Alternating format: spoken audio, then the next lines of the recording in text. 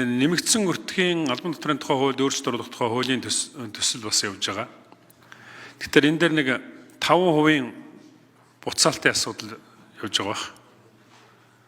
Тэгэхээр ер нь бол энэ нэмэгдсэн өртгийн албан татварыг 5% болгох хуулийн төслийг би өөрөө өргөн барьсан.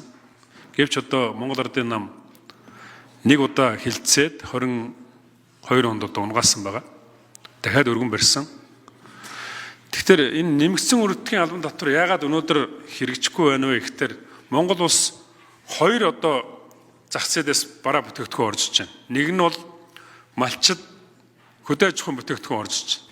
Малчид, тариаланчид болон бусд.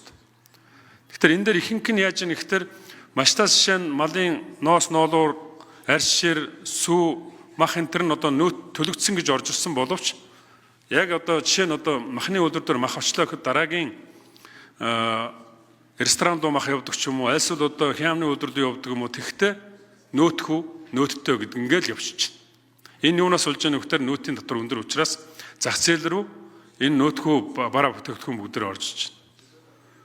Дээрээс нь бид нар ихэнх бараагаа хятадаас авдаг. Замуудаар орж иж байгаа бараа бүтээгдэхүүнүүд дандаа ерөөсөө нэг ширхэгчлэн одоо бүрдүүлэлт хийгдэггүй.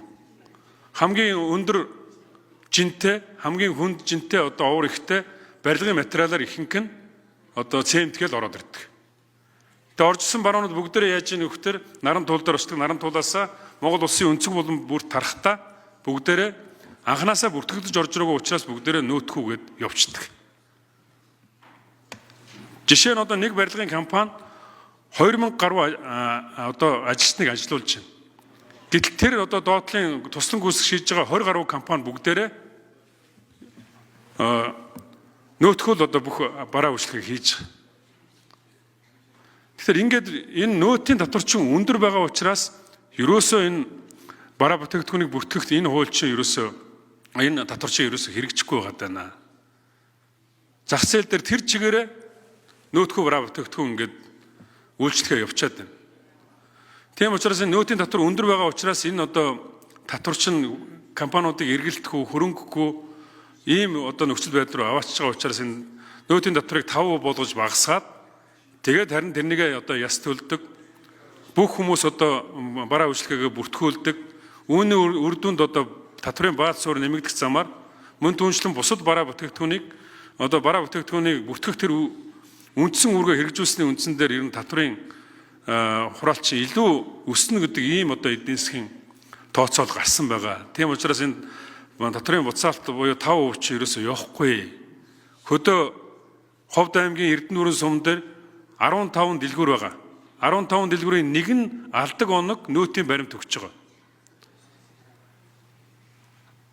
Тэгээд үлдсэн бүх дэлгүүрүүд нь бүгдээрээ нөөтийн баримт өгдөг. Тийм учраас хүн амын чинь тал буюу хөдөө орнуудад амьдарч байгаа тэр хүмүүс бол одоо бүгдээрээ нөөтгөө бараа бүтээгдэхүүн үйлчлэгээ авч шít. Тийм учраас энэ тэр нөөтийн баримт байхгүй, нөөтийн баримт өгөхгүй учраас нөөтийн суглаанд оролцохгүй, шивэлт байхгүй, нөөтийн буцаа авалт байхгүй нэг хэсэг хүмүүс нь ингээд 2% ерөөсөө хүртэхгүй шүү. Тэгэхээр энэ 5% чинь ерөөсөө хүртэхгүй.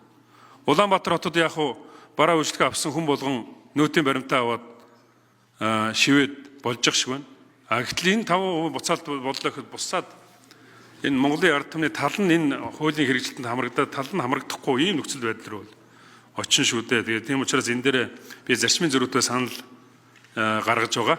Тэгээд байнгын орон дээр санал хураалганаа.